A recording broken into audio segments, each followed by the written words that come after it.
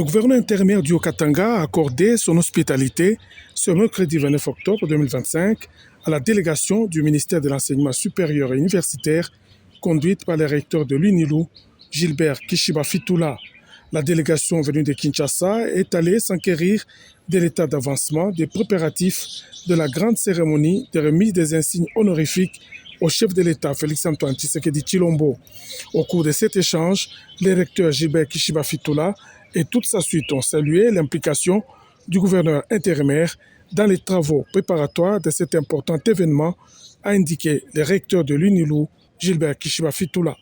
Le saluer en vue de l'encourager à poursuivre comme il le fait si bien les travaux en rapport avec les préparatifs du dispositif d'accueil de son Excellence Monsieur le Président de la République, chef de l'État, grand chancelier des universités en République démocratique du Congo.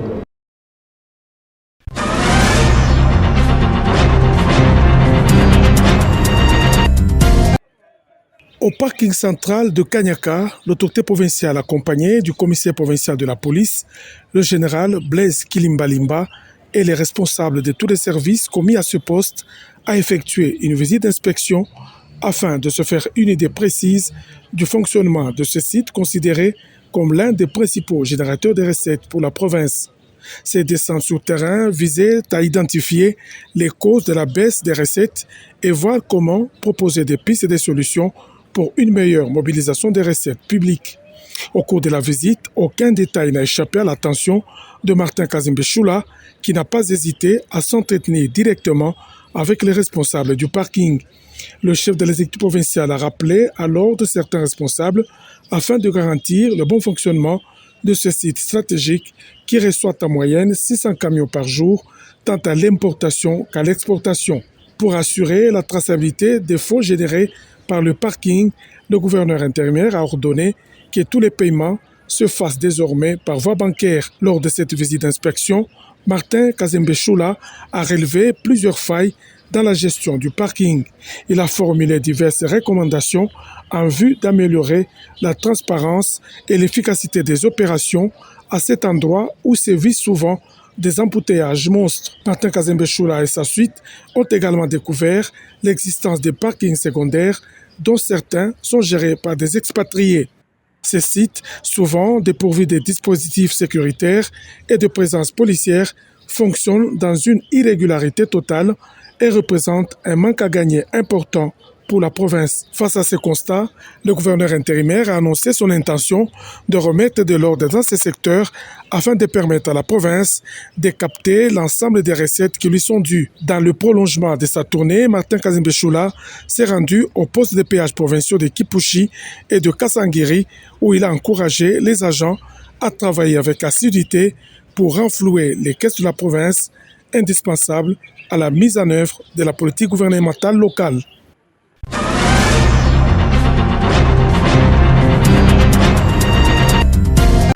À l'angle des avenues Likasi et Sendwe, le maire Patrick Afouimbi Momomba s'y est rendu dans l'avant-midi de ce mercredi 29 octobre 2025 pour apporter une accalmie suite aux incidents dus à l'altercation entre les chauffeurs des bus en commun, les associations et mutuelles ainsi que certains jeunes de partis politiques qui créent du désordre dans les secteurs du transport.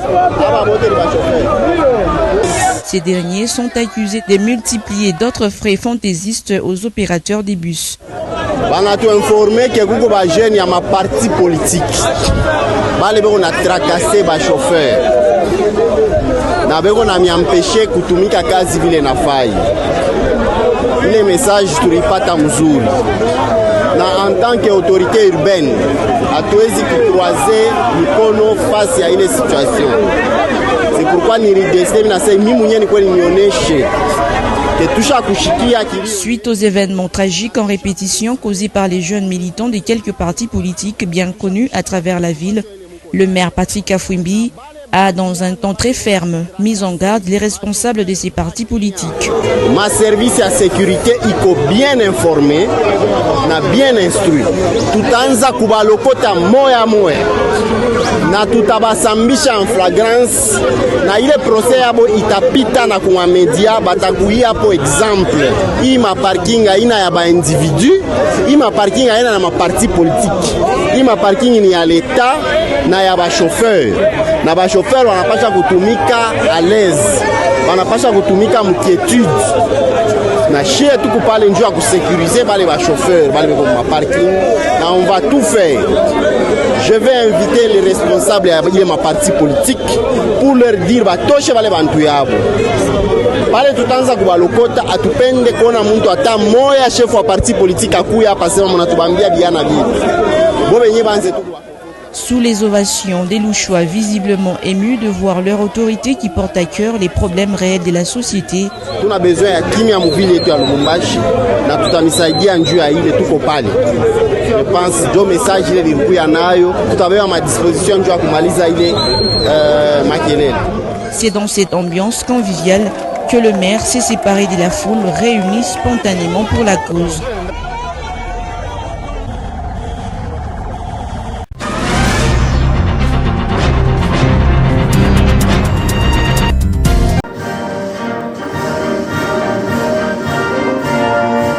Soucieuse du développement de son entité et le bien-être de ses administrés, la bourgmestre Mireille Kileshe-Sekwe a lancé ce mercredi 29 octobre 2025 les travaux d'élaboration du budget de l'exercice 2026 pour la commune annexe. La cérémonie s'est tenue dans la salle polyvalente Laurent-Désiré Kabila, en présence de plusieurs acteurs clés de la commune.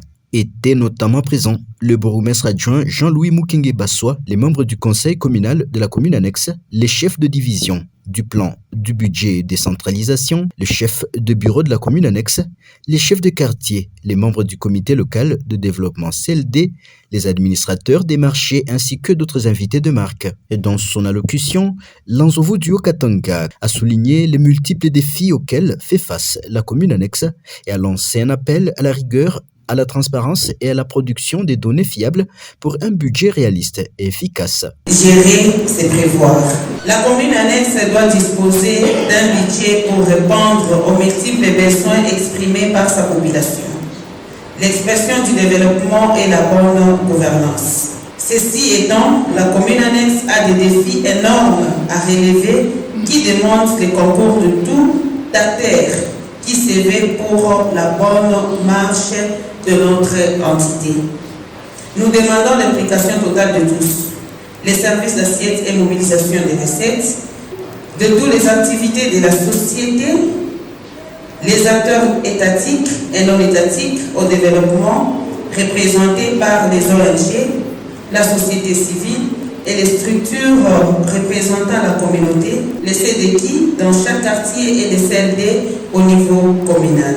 Elle a aussi rappelé que l'élaboration du budget communal est un exercice participatif où chaque acteur joue un rôle essentiel pour orienter les priorités en fonction des besoins réels de la population. J'en appelle à votre sens élevé du patriotisme et dans la récolte de données et statistiques fiables. À chacune et à chacun de nous éviter la complaisance ainsi que les antivaleurs pouvant nuire votre service, les récalcitrants et punissables conformément à la loi. En effet, nous demandons aux services et structures étatiques un accompagnement sincère et franc conformément à la loi en la matière. Je dis et je vous remercie. Ce lancement marque le début d'un processus crucial pour le développement de la commune dans une dynamique de gestion responsable et inclusive.